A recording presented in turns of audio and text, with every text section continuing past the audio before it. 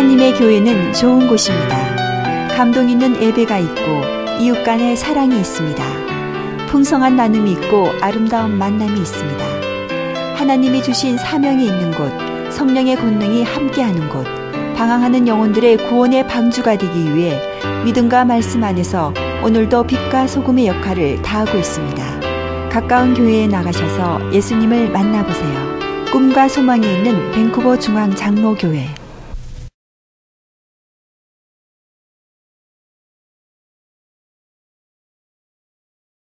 감옥에서 빌립보에 있는 성도들에게 쓴 편지입니다. 이 바울 사도는 주 32년경에 다메섹에서 예수님을 만나게 되고 예수님을 마음의 주님으로 모시게 됩니다. 그리고 이때부터 자기의 모든 것을 희생하여서 주님을 전하는 삶을 온전하게 사는 그런 분입니다. 이 빌립보서를 기록할 당시에는 바울 사도께서 이미 1차 전도 여행, 2차 전도 여행, 3차 전도 여행을 마친 다음입니다. 지금은 이렇게 비행기 타고 가니까 아프리카까지도 뭐 24시간 하루면은 그렇게만 하루면은 갈 수 있는데 당시에는 다 걸어 다녔습니다. 그래서 소아시아, 지금의 터키 지역, 그리고 스페인까지 유럽 지역, 이렇게 전부 이렇게 다니는데 시간이 걸어서 다녔으니까 시간이 굉장히 많이 걸렸습니다. 이 3차 여행을 마치고 이분이 예루살렘에 방문했는데 예루살렘에서 유태인들의 핍박을 받아서 감옥에 가게 되고 거기에서 로마까지 압송됩니다. 바로 이때가 바로 주후 61년에서 63년경입니다. 복음을 전파하고 30여 년 전파하기 시작하고 30여 년이 지난 후 바울로서는 결코 젊은 나이가 아닙니다. 젊었을 때에 참 그 힘을 가지고 어디든지 주를 위해서 간다는 그 마음으로 동분서주했는데 어느덧 시간이 많이 가고 이분도 노인이 된 그런 상태를 말하고 있어요. 이런 그 형편에 있었는데 이분이 이런 나이가 든 다음에 로마의 감옥에까지 갇히고 그리고 이 재판의 결과에 따라서 사형이 될 수 있는 그런 형편인 것이죠. 사실 이 감옥이라고 하지만은 house arrest, 그러니까 이 가택연금을 이야기합니다. 재판이 끝날 때까지 어떤 집에 연금이 되고 그리고 그 집세를 자기가 내야 되는 거예요. 이 자유 없이 군인들의 그 감시 속에서 그 집에 지내면서 자비로 그 모든 세를 내고 지냈는데 우리가 알다시피 이 바울 사도는 돈을 번 사람들이 아닙니다.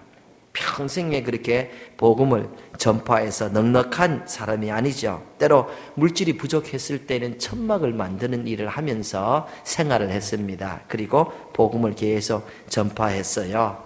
노후 대책하는데 전혀 없습니다. 이 나이가 60 정도 되어서 로마의 그런 상황에서 갇히게 되고 자기 비용으로 그것을 부담해야 되고 참으로 힘든 그런 감옥에 이 사형까지 당할 수 있는 그런 상황이었다는 것이에요. 이런 상황에서 이분이 빌립보에 있는 성도에게 편지하기를 이런 내용으로 말씀하죠. 오늘 본문 말씀 11절 보면은 내가 궁핍함으로 말하는 것이 아니니라. 어떠한 형편에든지 나는 자족하기를 배웠노라. 어떠한 형편에든지 나는 자족하기를 배웠노라. 이렇게 이야기합니다. I have learned to be content whatever the circumstances. 모든 상황 속에서 어떤 상황이든지 자기는 상관하지 않고 어떤 상황에 처하더라도 자기는 만족한다, 흡족한다, 이 이야기를 하고 있는 것입니다. 그러니까 지금 이 노인의 나이로서 감옥에 있고 노후 대책 없이 곧 이 사형받을 수 있는데도 이 상황 속에서도 나는 주님 안에서 만족한다, 흡족하다, 이렇게 신앙을 고백하는 것이죠. 여러분 빌립보서를 보면은 반복해서 나오는 내용이 기쁨입니다. 기뻐하라, 기뻐하자, 기뻐합시다, 이런 내용들이 반복해서 나옵니다. 2장 18절 말씀 보면 이와 같이 너희도 기뻐하고 나와 함께 기뻐하라. 나와 함께 기뻐하라. Rejoice with me. 나와 함께 기뻐하자. 감옥에 갇혀서 노인이 말이에요. 죽을지도 모르고 넉넉하지도 않는데 하는 말이 내가 지금 기쁘니까 너희도 나와 함께 기뻐하라. 이런 말씀을 이분이 하십니다.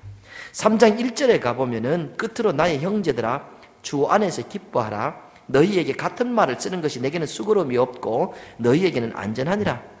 주님 안에서 기뻐하라. 내가 너희에게 같은 말을 자꾸 반복해서 쓰는데 이렇다고 내게 힘들지 않으니까, 중요해서 그러니까 기뻐하라 이렇게 말씀합니다. 그래서 이 빌립보서는 4장으로 구성되어 있는데 전체적으로 이분이 기뻐하라, 이 기쁨, 기뻐합시다 이런 카이로라는 단어를 14번을 사용합니다. 반복해서 나오는 그 주제가 바로 기뻐하라 이것이죠. 빌립보서 4장 4절은 이분이 이렇게 얘기합니다. 주 안에서 항상 기뻐하라. 내가 다시 말하노니 기뻐하라. 기뻐하라, 기뻐하라. 이렇게. 위에서 말씀드렸듯이 바울의 형편이 이 좋은 것이 아닙니다. 궁핍하고 갇혀있고 죽을 수도 있었는데 내가 지금 기뻐하니 나와 함께 기뻐하라. 가만 생각해 보면 이것은 보통 사람이 쓸 수 있는가? 그런 생각을 할 정도입니다. 이런 어려운 가운데서도 나는 자족하는 것을 배웠다. 나는 흡족한다. 나는 만족한다. 그리고 나는 기뻐하니 너희도 나와 함께 기뻐하라. 이런 얘기를 하는 것입니다. 이것이 어떻게 가능할까 생각할 수가 있습니다. 우리가 예배 드리면서 찬송 288장을 불렀습니다. 참 좋은 찬송 맞지요? 예수를 나의 구주 삼고 성령과 피로서 거듭나니 이 세상에서 내 영혼이 하늘의 영광 누리도다.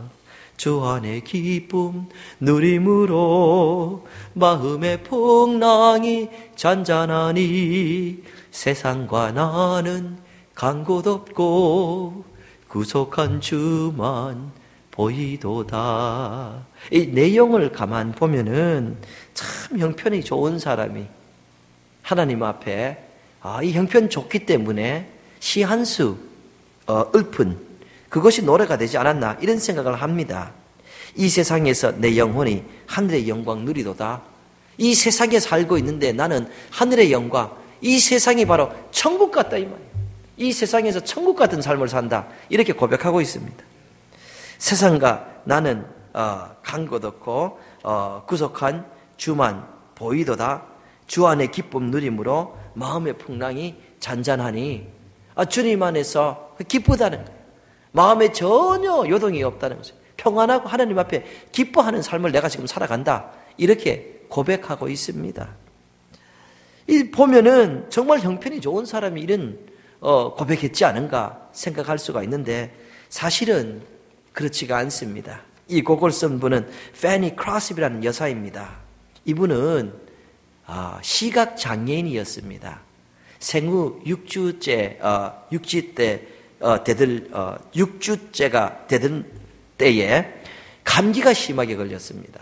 그런데 의사가 처방을 잘못해서 그때부터 실명이 되고 이분이 93세까지 살았는데 그때까지 앞 못 보는 시각장애인으로 살았습니다.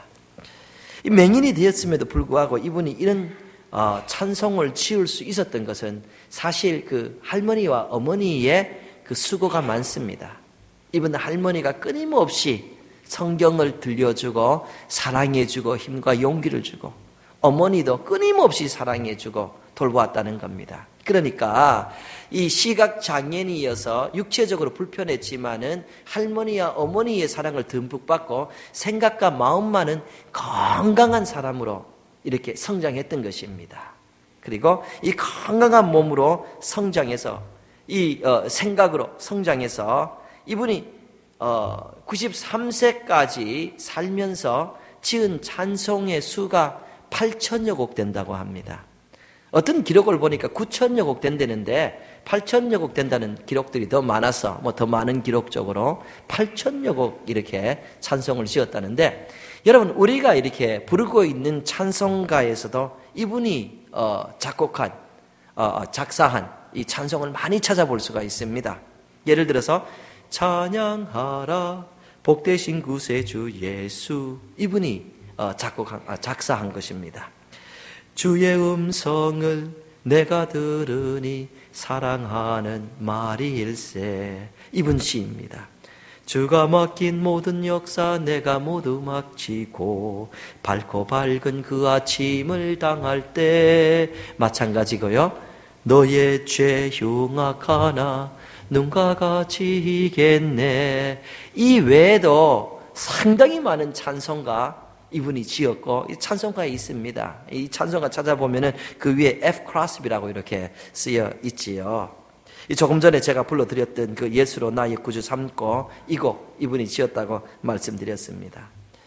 이런 찬송을 이 가난하고 궁핍하게 산, 그것도 시각장애인이 어떻게 지었을까?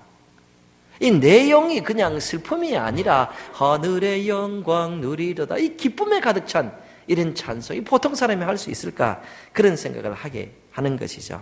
우리 성도님들 어떤 형편에 있든지 주님 안에서 자족하는 것을 배운 사람, 예수 그리스도의 가치관을 가지고 있는 사람, 여러분 감사하는 삶을 살 수 있습니다.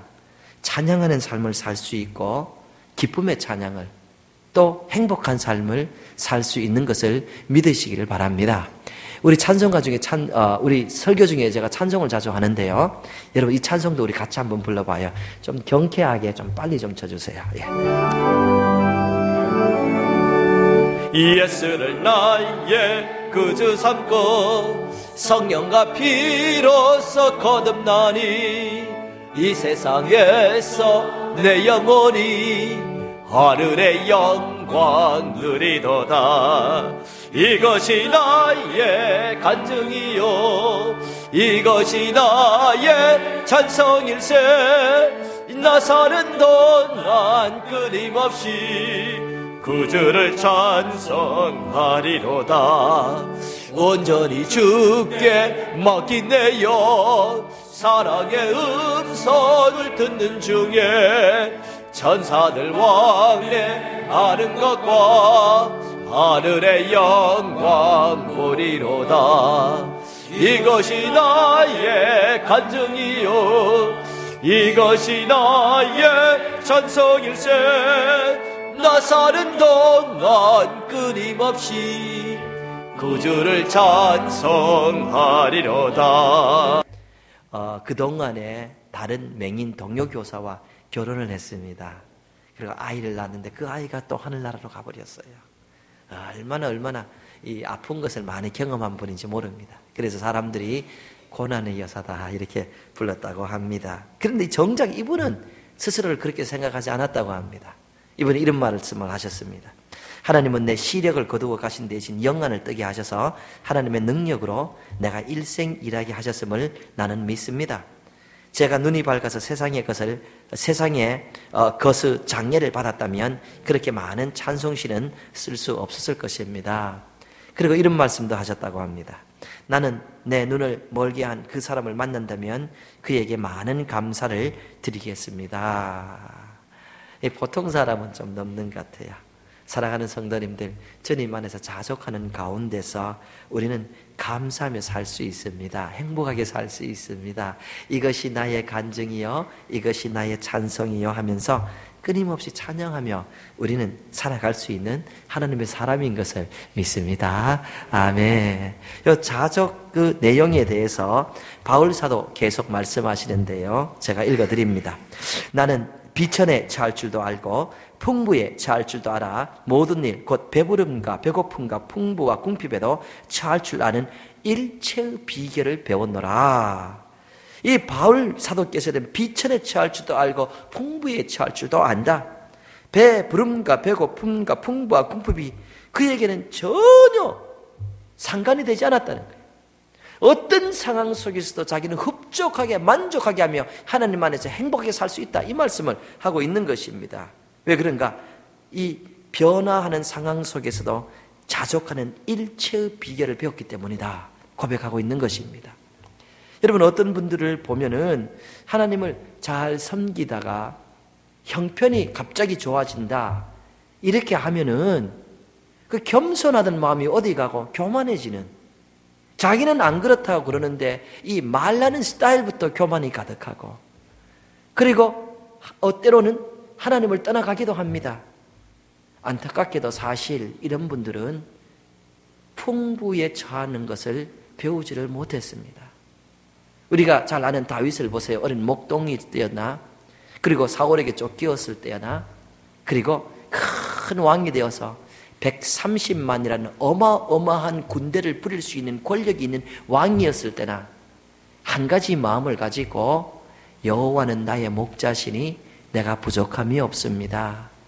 그분께서 나를 실만한 물가로 인도하시고 푸른 초장에 눕게 하십니다. 이 다윗 같은 분은 풍부에 처하여도 오직 내 군대와 내 능력이 아니라 하나님의 목자 되어주셔서, 그래서 겸손한 마음을 가지고 끝까지 잘 섬겼다는 것이에요. 이 배움을 어떤 분은 가지지 못해서 형편이 좋아지면은 사람이 생각이 달라지고 행동하는 것이 달라지는 안타까운 것을 볼 수가 있습니다. 그런데 어떤 분은 하나님 잘 섬기다가 비천에 처하게 되면, 좀 어려워지면은 극심한 좌절을 느끼고 낙심을 합니다. 그리고 하나님을 원망하기도 합니다. 사실 우리가 너무 세상적으로 부유해야 된다, 목적을 세워도 우리가 출세해야 된다, 우리의 자녀도 잘 돼야 된다, 이런 것만 늘 생각하다 보니까 비천에 처할 줄을 배우지를 못했다는 거예요. 이런 분도 비천에 처할 줄을 배우지를 못했어요. 그래서 아이가 조금 잘못되거나 사업이 좀 힘들어지면 어찌할 바를 몰라 하는 겁니다. 그리고 극심한 낙심을 하고 때로 하나님을 떠나가기도 한다는 것이에요. 사실 성경을 보면은 하나님께서 하나님의 백성들을 영과 육에 있어서 복을 주신다는 내용이 굉장히 많습니다. 하나님을 사랑하고 하나님의 계명을 순종하는 자에게는 들어와도 나와도 복이 된다는 이런 말씀, 천대일을 하나님의 은혜를 베풀어 주신다는 이런 말씀 굉장히 많습니다. 어떤 분은 말씀하시기를 예수님은 홈레스로 사셨고 또 힘들게 사셨으니까 그건 구약 성경 이야기지 신약 성경 얘기가 아니지 않는가, 이렇게 말씀하십니다. 그러나 그건 잘못된 이야기입니다. 예수님께서도 하나님을 잘 섬기는 자에게 이생과 내생에 있어서 큰 복을 주신다는 말씀을 하셨습니다.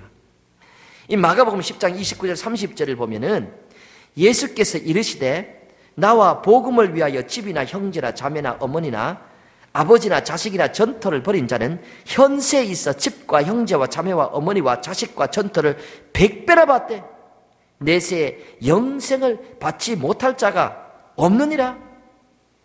하나님의 나라와 의를 위하여 희생하는 자는 내세에 이 영생, 영원히 하늘나라에서 살 뿐만 아니라 현세에 있어서 100배나 받는다. 예수님의 약속의 말씀이지요.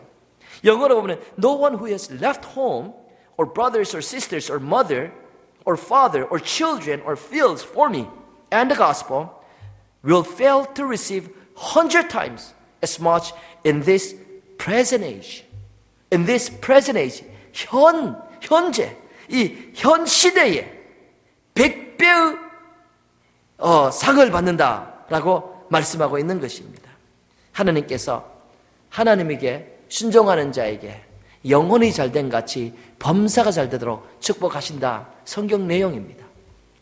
그럼에도 불구하고 우리 성도님들, 하나님의 백성들은 잘 되고 안 되고를 따라서 하나님 안에서 자족하는 것을 배워야 합니다.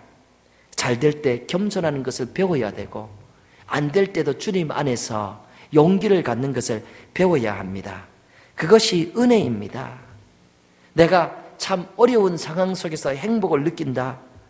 내 자녀가 안 됐는데도 하나님께 감사할 줄 안다. 내 뜻대로 되지 않는데도 하나님을 높이고 예배하는 것이 저절로 된다. 여러분, 이것이 은혜입니다. 많은 것이 있는데도 우리 잘 알다시피 불평하는 것이 은혜가 아니지요. 어떤 분들은 배운 것을 가지고 또 있는 것을 가지고 이웃을 도와주고 높여줘야 되는데 배우고 있으면 그 배우고 있는 것을 가지고 사람을 무시하고 멸시하고 인품이 이상해져 가는 겁니다. 그것이 복이 아닙니다. 바울처럼 오늘 감옥에 갇혀서라도 내가 모든 것 안에서 자족하기를 배웠노라 하고 감사할 줄 알고 행복할 줄 아는 것이, 이것이 저절로 된다면 이것이 큰 은혜고 복받은 사람이 아닌가 생각합니다. 여러분, 우리는 다니엘 이야기를 잘 알고 있습니다. 다니엘은 어려서 바벨론의 포로로 붙잡혀 갔습니다. 하지만 그곳에서 하나님을 한 마음으로 잘 섬긴 분입니다. 그리고 그곳에서 2인자가 총리가 되지요. 총리가 되는데 하나님을 섬길 때 이분이 어떻게 섬기는가? 성경을 보면은 매일 예루살렘 성전이 있는 이 성전이 있는 예루살렘을 향하여 창문을 열어놓고 무릎을 꿇고 하루 3번씩 기도했습니다. 여러분, 이런 것을 뭐 일주일 하겠다, 뭐 10일 하겠다, 잠깐 하는 것은 그렇게 힘든 것이 아닙니다. 사실 마음 먹으면 할 수 있습니다. 그러나 매일매일 하는 건 이거는 쉽지가 않습니다. 오래도록 하는 거. 여러분, 이제 다니엘이 사자굴에 들어간 내용은 다리오 왕 때입니다. 성경 다니엘서를 처음 보면은 느부갓네살 왕이 등장합니다. 그리고 느부갓네살 통치가 끝난 다음에 벨사살 왕이 등장합니다. 벨사살 왕 통치가 끝난 다음에 다리오 왕이 등장하는데, 이 다니엘은 느부갓네살 왕 때부터 이 바벨론에서 중요한 위치를 차지하고, 연대기를 보면은 이 다리오 왕 시대는 다니엘이 이미 80대가 들어간 다음이에요. 우리는 어렸을 때 이 다니엘이 사자굴에 들어간 것을 생각해서 아마도 어렸을 때 다니엘이 사자굴에 빠졌다 생각하는데, 그렇지 않아요. 나이가 든 다니엘이 사자굴에 들어갔던 것입니다. 근데 이 하나님을 이렇게 잘 섬기는데, 그래서 높은 자리 차지하니까 이 바벨론 사람들이 보니까 이 이방인이 와서 바벨론에 아주 2인자 역할을 하는 겁니다. 시기가 났어요. 그래서 이 다니엘을 어렵게 하고 싶은데 아무리 찾아도 다니엘이 얼마나 완벽한 삶을 살았는지 부정을 찾을 수가 없습니다. 그래서 생각한 것이, 이 다니엘은 부정을 못 찾는 사람이니까 이 사람을 넘어뜨리기 위해서는 하나님과 관계된 어떤 괴락을 짜야 된다, 이 생각을 하게 되고 왕에게 이렇게 부탁을 하죠. 왕이 이제 앞으로 30일 동안은 이 왕의 왕국에 있는 어떤 사람이라고 할지라도 왕외에 어떤 신에게나 기도하지, 절하지, 섬기지, 도움을 구하지 못하게 하게 명령을 내리십시오. 만약 이 명령을 어기는 자에게는 사자굴에 들어가는 그런 엄청난 벌을 주십시오. 왕이 가만 생각하니까 왕권을 강화할 수 있는 아주 절묘의 기회입니다. 왕만 섬기려니까 왕권을 강화할 수 있는 아주 절묘의 기회라서 왕이 그것을 별 생각 없이 명령으로 내리죠. 그런데 다니엘이 바보가 아닙니다. 다니엘은 이제 생각을 해야 됩니다. 80평생에 이분이 매일같이 이렇게 기도를 한 사람이에요. 80평생에. 그런데 지금 기도를 계속하게 되면은 사자굴에 빠질 형편입니다. 우리가 쉽게 생각해서 30일만 참고 그리고 계속 기도하지, 이런 생각 충분히 할 수 있습니다. 그렇게 생각한다 그래도, 그렇게 한다 할지라도 그렇게 나쁜 사람이라고 얘기할 사람이 없습니다. 근데 사실 이런 이 스트러글, 이런 이 갈등이 신앙생활 하는데 연속적으로 오늘날 성도에도 옵니다. 이런 목숨 내놓을 일은 아니지만 쉽게 말해서 오늘 교회 갈까 말까 아주 작은 것 같지만 이런 갈등도 옵니다. 오늘 월드컵 하잖아요. 그래서 빠진 분들 계십니다. 그래서 제가 말씀드린 거예요. 월드컵이 여러분들에게 힘을 못 쓴다고. 어떤 분들 이런 것이 갈등입니다. 연속입니다. 11조 하는 것도 이 갈등이었을 때, 내가 평생을 해왔지만 어느 날 갑자기 형편이 힘들어지니까 내가 이거 11조 계속 하다가 보면은 이번 주 집세가 문제가 되는 이 갈등입니다. 어떤 분이 계속 가는 것이고 어떤 것은 계속 하지 않는 것이고, 친구가 찾아왔는데 내가 정말 오늘 주일 예배를 드려야 되냐 안 드려야 되냐, 큰 것이 아닌 것 같지만 갈등의 연속이에요. 이 다니엘은 그 갈등할 시간에 내가 80 노인이 되어서 이 나이에 사자굴에 빠지고 이 나이에 고생하고 사자의 먹이가 되어야겠냐, 이런 생각하지 않고 그냥 그 하던 그대로 하나님을 섬겼습니다. 그가 왕에게 늘 충성하는 사람이었지만 하나님을 섬기는 것과 충돌이 되었을 때는 언제든지 하나님 앞에 서서 목숨까지 내놓은 그런 부분을 우리가 볼 수가 있습니다. 이 성경을 보면은 이런 내용을 종종 봅니다.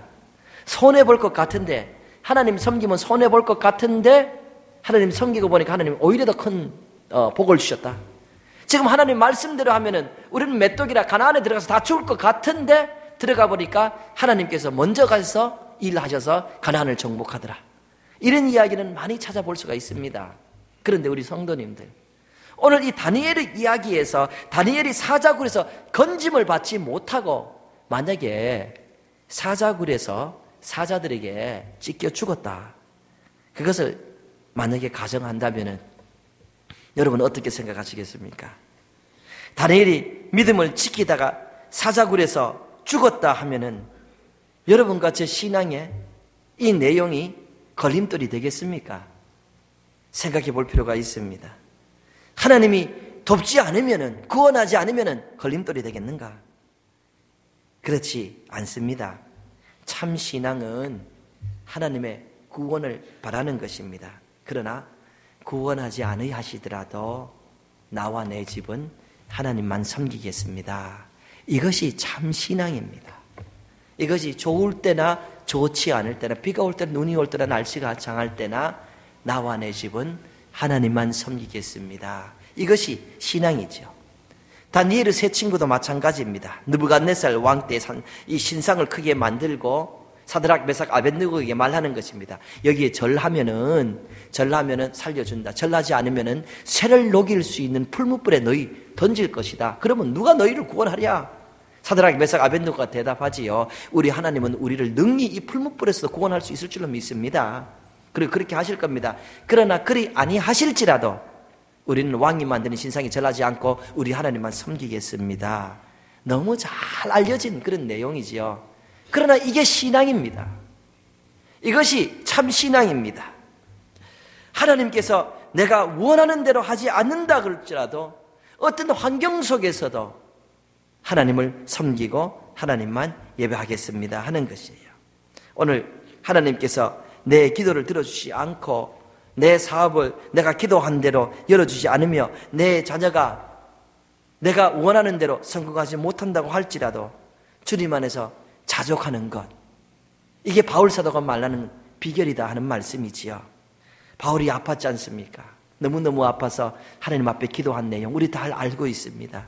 그런데 하나님께서 내 받은 은혜가 족한 줄로 알라 고쳐주지 않았어요.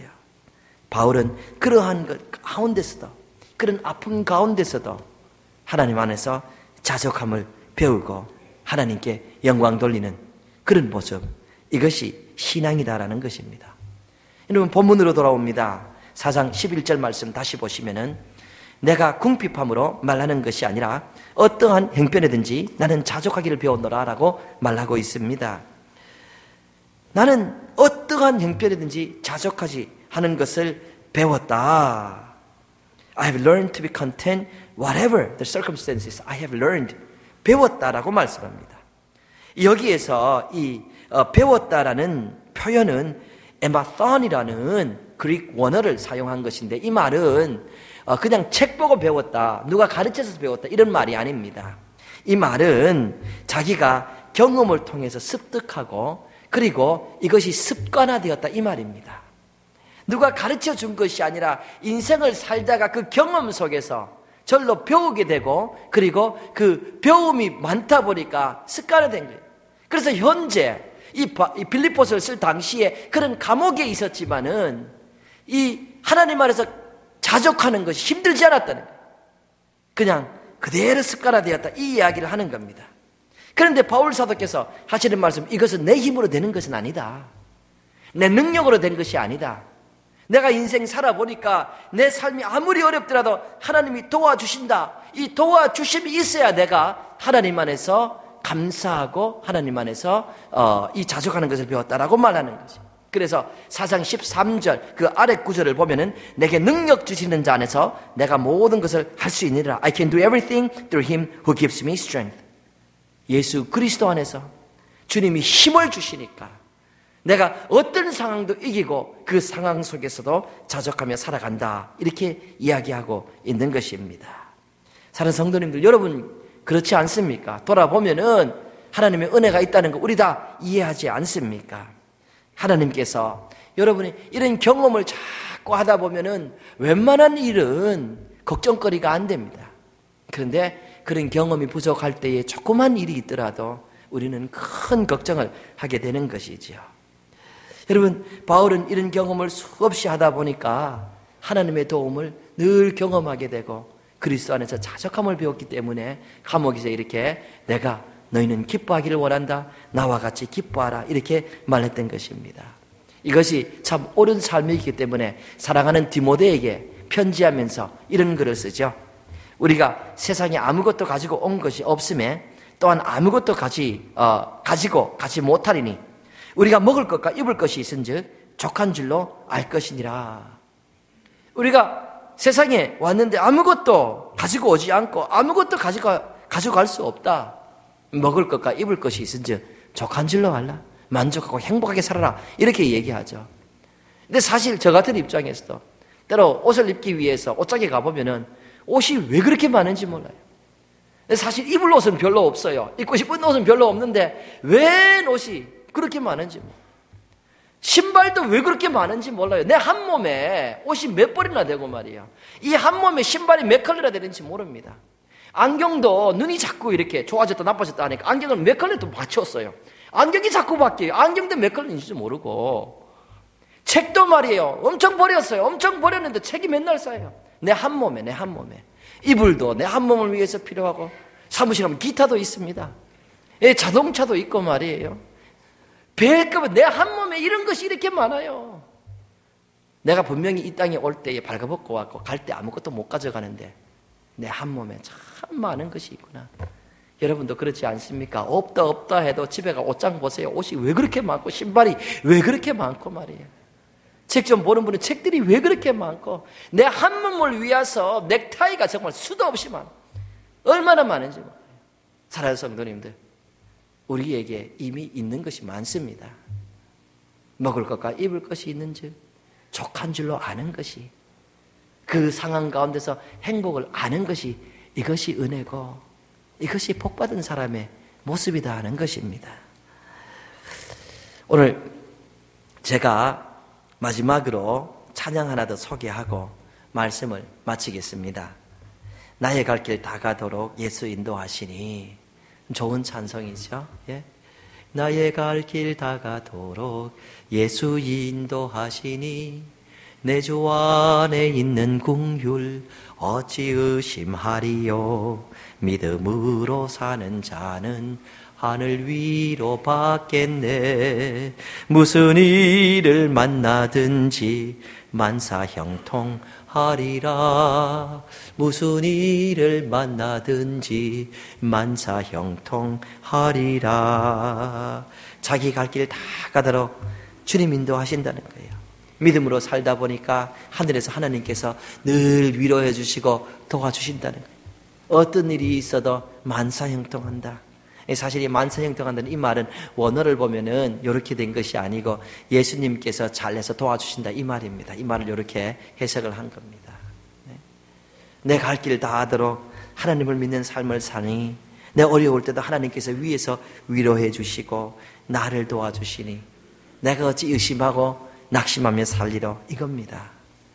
이 찬송을 누가 지었는가? 여러분, 이 찬송도 제가 서두에 말씀드렸던 페니 크로스비 여사가 1875년도에 지은 겁니다. 예. 이분이 맹인학교를 졸업하고 맹인학교에서 11년 교사 생활을 했지만은 굉장히 가난했어요. 나이가 55세 되던 어느 날 이분이 $5가 필요했다는 겁니다. 1800년 되니까 $5가 지금처럼 값어치 없는 건 아닙니다. 조금 돈이 되는 것이죠. 그런데 $5가 정말로 필요한데 $5가 없어요. 구하려 그래도 구할 수가 없는 겁니다. 여러분, 이럴 때 여러분은 무엇 하십니까? 기도하시죠. 하나님 좀 도와달라고. 이분도 무릎을 꿇고 간절히 기도했다는 겁니다.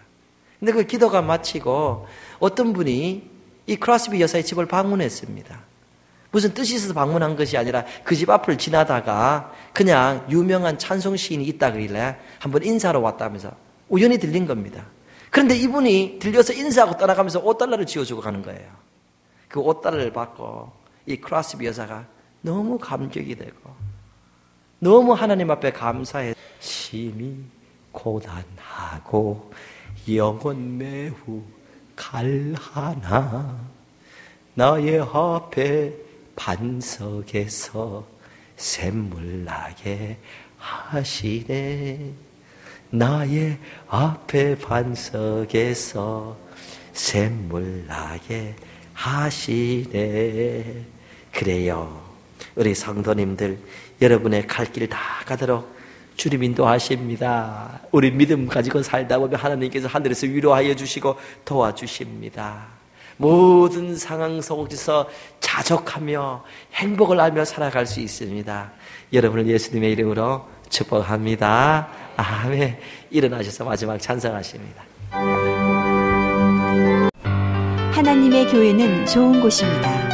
감동 있는 예배가 있고 이웃 간의 사랑이 있습니다. 풍성한 나눔이 있고 아름다운 만남이 있습니다. 하나님이 주신 사명이 있는 곳, 성령의 권능이 함께하는 곳, 방황하는 영혼들의 구원의 방주가 되기 위해 믿음과 말씀 안에서 오늘도 빛과 소금의 역할을 다하고 있습니다. 가까운 교회에 나가셔서 예수님을 만나보세요. 꿈과 소망이 있는 밴쿠버 중앙 장로교회.